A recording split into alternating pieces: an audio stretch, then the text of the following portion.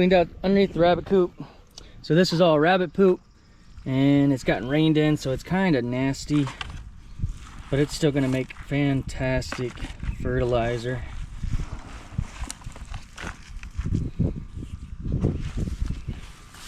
We're going to add this directly to it, as rabbit poop is a cold fertilizer, and you don't have to run the risk of burning the plant with too much nitrogen. So it's pretty well ready to rock and roll, ready to go. Just going to put a little in the hole that I put it in, and we're going to send them on our way. So we didn't put any in that one, so I guess we're going to kind of tell if it makes any difference, because obviously this one should be smaller if this is actually going to work well. So in theory. So I'm guessing you're ready for your next hole. All right, right here. All right, started it for me. Fantastic. All right, I'm gonna take a little bit of poop here. I'll do this right over the top of you so you can get that full smell vision. All right, ready to rock and roll. I like these paper plots because just kind of put it in there and it'll biodegrade on its own. Just gonna break it up a little bit. In theory, they're supposed to break down on their own, but you know how that goes. Doesn't hurt to give them a little jump start, get them little roots, some little cracks and stuff that they can get out of. Okay, so let's kind of see what spacing I got here. Just doesn't have to be super accurate, but you got to get a little measurement here. Do it right here at the end. That's a lot of room for tomatoes. That's what we want to do. We do. Okay. Weed in between them with the hoe. Okay. Look. Touch me.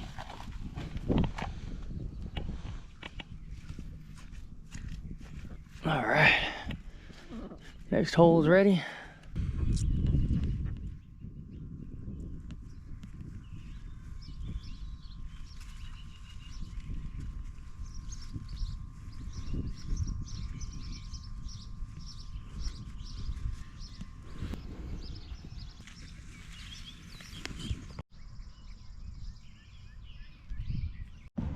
This has kind of become a daily ritual here. So this, everybody knows that mint just grows absurdly fast, takes over and stuff. So we got ours in a pot here, and even being in a pot, it's starting to, we got a couple that are creeping up out of there. Somehow they've like burrowed under and sent out shoots underneath. So we're gonna have to take care of that. But I've been grabbing a couple of these leaves every day, like in the mornings.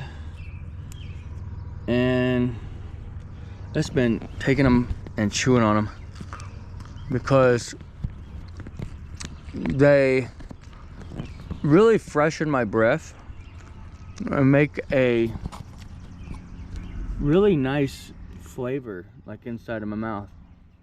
And I really have grown to like that kind of tingling minty sensation. These are older leaves, so I really like getting these younger leaves, popping a couple of those, and we're just kind of chewing on them like bubble gum for a little while, you know, and then when I lose flavor, spit them out. But man, they really freshen your breath for sure. So these mineral pots have just really taken off. You know, I've just got a new sowing of what did I put in there? Beets? Yeah, I think I put beets in there. Strawberries doing spectacular. Got a whole bunch of strawberries on there. I did see some slugs on there, so I'm gonna have to do something about some slugs. Actually, I put down this 2x4 here to see if I could capture any slugs, and looks like I don't see any on there. Oh, there's a little pill bug, but those are cool. Those are chill. They can be in there. I don't see any slugs underneath of there either, but they have been kind of, well, here's one here. You know, the ones that are on the ground, they're sort of been chewing on those, so I'm not really sure how to get rid of slugs. That's not something that I've ever dealt with personally. So I guess I'll have to do some research to figure that out, because strawberries are my favorite thing to grow in the garden and to eat right out of the garden. And so got some carrots coming up over here. Those first batch, you can see they didn't do super good. They're kind of spotty, and so I threw in some more, and those are coming in pretty good. And I'm gonna have to thin those because, as you can see, they're growing in a little too thick, so I'm gonna have to go through here and thin those. But all in all, doing pretty good. Got the kale coming up. I've been making smoothies from the kale. Again, this is carrots. They didn't take off so well, so I got some more carrots. That some of them are popping up. We got lettuce here, got potatoes, we got more kale, potatoes, and so we've got some tomatoes coming on our my wife really likes these sun sugar tomato.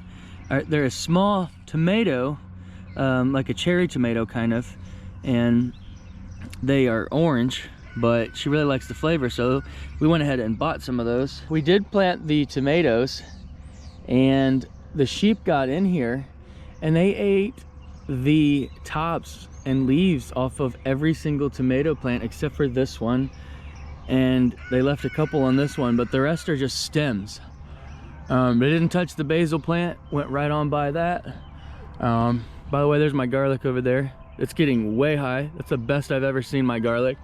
And then I got onions there, but we went ahead and bought some of these romas.